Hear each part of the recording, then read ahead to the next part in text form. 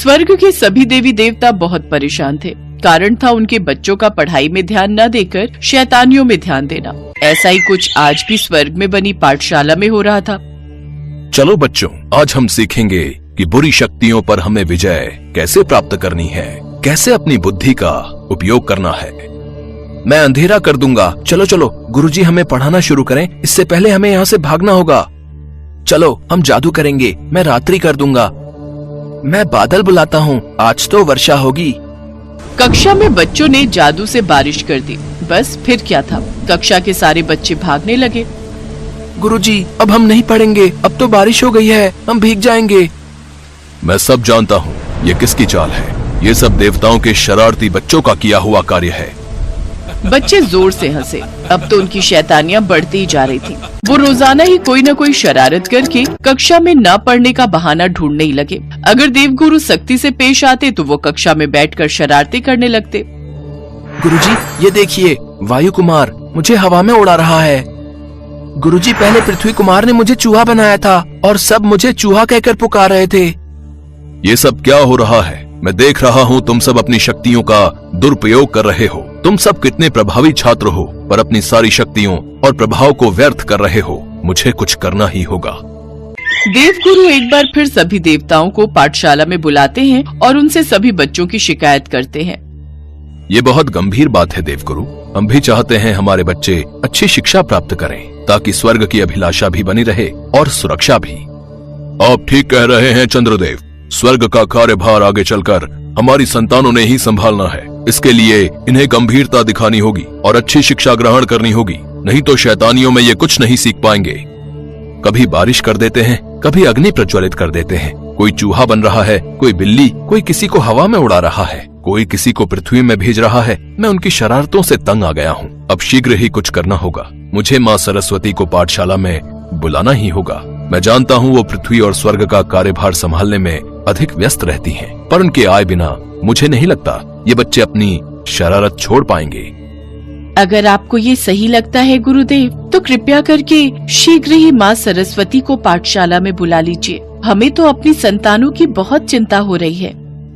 चिंता मत कीजिए पृथ्वी देवी, मैं आज ही माँ सरस्वती के पास जाता हूँ। सभी देवी देवता अपने अपने स्थान पर वापस लौट आए।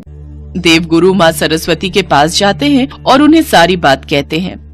आइए देवगुरु, और पाठशाला कैसी चल रही है? सब बच्चे ठीक से पढ़ाई कर रहे हैं ना? देवी सरस्वती, मैं इस विषय में बात करने के लिए आपके समक्ष उपस्थित हुआ हूँ। हे देवी सरस्वती, आप वाणी, विद्या, कला, विज्ञान और संगीत की देवी मानी जाती हैं। आप ज्ञान की देवी हैं। हम सब आपकी उपासना और कृपा से ही ज्ञान प्राप्त करने में सक्षम हुए हैं। आप विद्या की देवी हैं। आप पूरे संसार में ज्ञान का प्रकाश फैलाती हैं। माँ, स्वर्ग की पाठशाला को आपकी आवश्यकता है। बच्चे बहुत अधिक शरारती हो गए हैं। मैं चाहता हूँ कुछ दिन आप पाठशाला में उपस्थित रहकर बच्चों में ज्ञान का प्रकाश फैला दें, ताकि बच्चे उचित मार्ग पर आ सकें। मुझे इस कार्य में आपकी आवश्यकता है देवी। चिंता मत कीजिए देवगुरु, मैं कल पाठशाला में अवश्य आऊंगी, और जब तक बच्चे सही और गलत में अंतर नहीं समझ लेते, तब तक मैं उन्हें स्वयं ही पढ़ाऊंगी। धन्यवाद देवी सरस्वती। अगले दिन कक्षा में माँ सरस्वती उपस्थित होती हैं। सभी बच्चे उन्हें प्रणाम करते हैं। बच्चों, क्या तुम स्वर्ग के विशेष ग्रंथों को पढ़ते हो? नहीं माँ, हमें अभी तक उन्हें पढ़ने का मौका नहीं मिला। तो एक कार्य करते हैं, हम कुछ दिनों के लिए स्वर्ग की यात्रा पर निकलते हैं। इस तरह से आप सभी को भ्रमण करने का अवसर भी प्राप्त होगा। भ्रमण पर? फिर तो बहुत आनंद आने वाला है। कितने समय से हम सब भ्रमण पर नहीं गए। हाँ, बहुत आनंद आएगा, हम खूब खेलेंगे। माँ सरस्वती पाठशाला के सभी बच्चों को अपने साथ स्वर्ग की यात्रा पर ले जाती हैं। देवगुरु भी उनके साथ जाते हैं। सभी देवी देवता बहुत खुश थे कि आज माँ सरस्वती स्वयं उनके बच्चों को पढ़ाने के लिए आई हैं। उन्हें विश्वास था कि बच्चे शैतानी छोड़कर पढ़ने में ध्यान अवश्य लगा देंगे। देवी सरस्वती, मुझे पूर्ण विश्वास है आप जब स्वयं ज्ञान की देवी इन बच्चों को ज्ञान देने के लिए उपस्थित हुई हैं, तो ये बच्चे अवश्य ही शैतानी छोड़कर पढ़ने में ध्यान लगाएंगे। मेरे साथ साथ सभी देवताओं का भी यही कहना है। अवश्य देवगुरु, आप बिल्कुल भी चिंता मत कीजिए। जब तक मेरा कार्य पूर्ण नहीं होता, मैं यहाँ से प्रस्थान नहीं करूँगी। यात्रा के दौरान माँ सरस्वती सभी विद्यार्थियों को विभिन्न विषयों पर ज्ञान देती रहीं। उन्होंने उन्हें ध्यान, विद्या, कला, विज्ञान और धर्म के बारे में सिखाया। कुछ दिनों के पश्चात सभी विद्यार्थी माँ सरस्वती के साथ भ्रमण करके लौट आते हैं। माँ सरस्वती पाठशाला की कक्षा में बच्चों को समझाती हैं, उन्हें ज्ञान का संदेश देती हैं। तो बच्चों बताओ, हमारे लिए ज्ञान कितना आवश्यक है? माता, ज्ञान हमारे लिए अत्यधिक मूल्यवान है। ज्ञान हमें अंधकार से प्रकाश की ओर ले जाता है। ज्ञान प्राप्ति आत्मविकास, समझदारी और जीवन में सही दिशा में बढ़ने के लिए आवश्यक है। ये व्यक्ति को समस्याओं का समाधान निकालने, सच्चे मूल्यों की पहचान करने और समृद्धि की दिशा में अग्रसर होने में मदद करता है। माता, ज्ञान प्राप्ति से हमें यही संदेश मिलता है कि हमें अपनी शक्तियों का उपयोग सही दिशा में करना चाहिए। ज्ञानी व्यक्ति अपनी शक्तियों का व्यर्थ उपयोग नहीं करते। हम वादा करते हैं माता, हम अपनी शक्तियों का कभी भी दुरुपयोग नहीं करेंगे। सदैव नवीन कार्यों में ही अपनी शक्तियों को लगाएंगे, जो कि सृष्टि के विकास में सहायक होंगी। हम पढ़ाई पर पूरा ध्यान देंगे माता, हम ये वादा करते हैं। देव गुरु, अब हम आपको कभी भी किसी शिकायत का मौका नहीं देंगे। हम सदैव आपका कहना मानेंगे। सभी विद्यार्थियों की बातें सुनकर माँ सरस्वती मुस्कुरा देती हैं। देवगुरु भी प्रसन्न थे। सभी देवताओं के बच्चे पढ़ाई में पूरा ध्यान देने लगे। ये देखकर सभी देवी देवता भी बहुत प्रसन्न थे। स्वर्ग के बच्चों ने उनकी शिक्षा को गहराई से समझा और उन्होंने अपनी नकारात्मकता को छोड़ दिया। वे सही मार्ग पर आ गए और पढ़ने लगे। इस कहानी से हमें यही सीख मिलती है कि ज्ञान की खोज में लगन और सही मार्ग पर चलने से हम अपने लक्ष्यों को प्राप्त कर सकते हैं।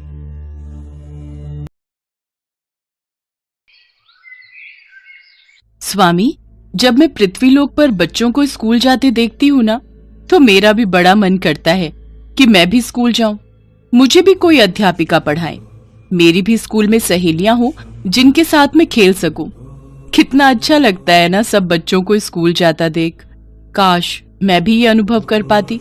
शिव जी ने मुस्कुराते हुए कहा, देवी, आप तो स्वयं ही शिक्षा की देवी हैं, फिर आपको स्कूल जाने की क्या आवश्यकता? और फिर भी आपकी इतनी इच्छा है, तो इसमें सोचना क्या देवी? आलमपुर गांव में मनोज और संध्या नाम के पति पत्नी रहते थे। उनके परिवार में उनके 5 साल के 2 जुड़वा बेटे अमित और सुमित और एक बूढ़ी माँ जानकी थी। मनोज एक लकड़हारा था। वो लकड़ियां काटकर अपना और अपने परिवार का पेट पालता था। मनोज और संध्या दोनों ही माँ दुर्गा के बहुत बड़े भक्त थे। वो हर रोज दुर्गा माँ की पूजा करते थे। मनोज के 2 बेटे थे, लेकिन उसकी हमेशा से बड़ी चाहत थी कि उसकी भी दुर्गा माँ जैसी एक प्यारी सी बेटी हो। लेकिन 2 बेटों के बाद संध्या को गर्भ धारण में बड़ी दिक्कतें आ रही थीं, जिस वजह से वो फिर से मां नहीं बन पा रही थी। फिर एक रोज मनोज जंगल में जब पेड़ से लकड़ियां काटने लगा, तो उसे उस पेड़ के खोखल से एक बच्ची के रोने की आवाज आई। उसने पेड़ के खोखल में देखा तो उसमें एक नवजात बच्ची रो रही थी। अरे, ये बच्ची इस पेड़ में कहां से आई? मनोज ने झट से उस बच्ची को गोद में उठाया और उसे अपने साथ घर ले आया। ये तो बड़ी ही प्यारी बच्ची है जी, ये तो साक्षात माँ दुर्गा का हम पर आशीर्वाद है। माँ, अब तो हमारी भी छोटी बहन आ गई।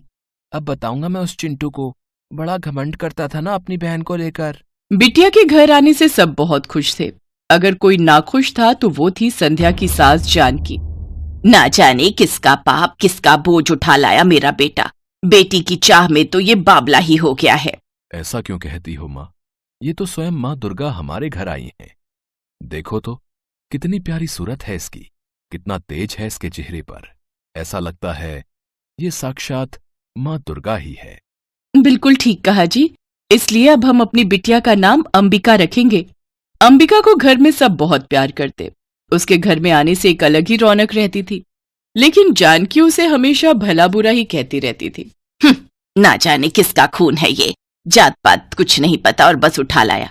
एक तो वैसे ही मेरे बेटे पर पूरे परिवार का पेट पालने का भार, और अब ऊपर से इस बेटी का बोझ। धीरे धीरे समय बीता और अंबिका 5 साल की हो गई। उसके दोनों भाई अमित सुमित गांव के ही स्कूल में पढ़ते थे। उन्हें देख अंबिका का भी बड़ा मन करता कि वो भी स्कूल जाए। फिर एक रोज वो अपने बाबा से कहती है, बाबा मुझे भी स्कूल जाना है, मैं भी पढ़ना चाहती हूँ। लेकिन मेरी बच्ची। क्या हुआ बाबा? लेकिन ये कि हमारे पास इतने पैसे नहीं हैं कि मेरा बेटा तुम तीनों के स्कूल का खर्चा पानी उठा सके। अरे जानती भी है स्कूल की वर्दी, किताबें, जूते, इन सब में कितना खर्च आता है। और वैसे भी तुझे तो कल को पराए घर ही जाना है, फिर तू क्या करेगी पढ़ लिख कर? घर गृहस्थी के काम सीख तू तो बस। दादी की बातें सुनकर अंबिका उदास हो जाती है। फिर संध्या अपने कानों की बालियां बेचकर उसका एडमिशन स्कूल में करवा देती है और उसके लिए किताबें और वर्दी खरीदती है। आज अंबिका के स्कूल का पहला दिन था। वो अपने दोनों भाइयों के साथ स्कूल चली जाती है। स्कूल जाकर अंबिका बहुत खुश थी।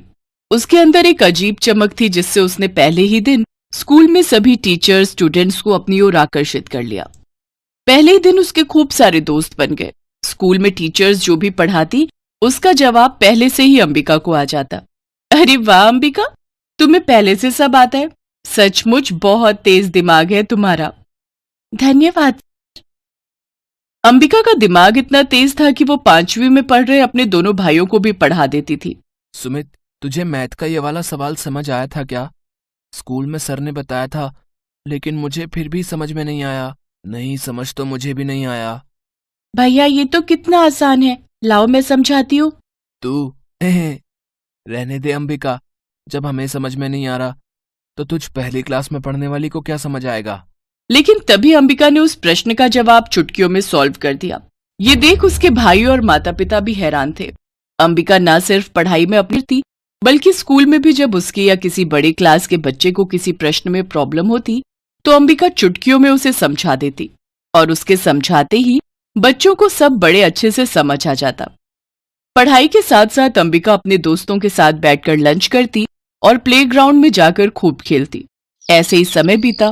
फिर एक दिन स्कूल में, भागो भागो, स्कूल की पहली मंजिल में आग लग गई है, जल्दी करो।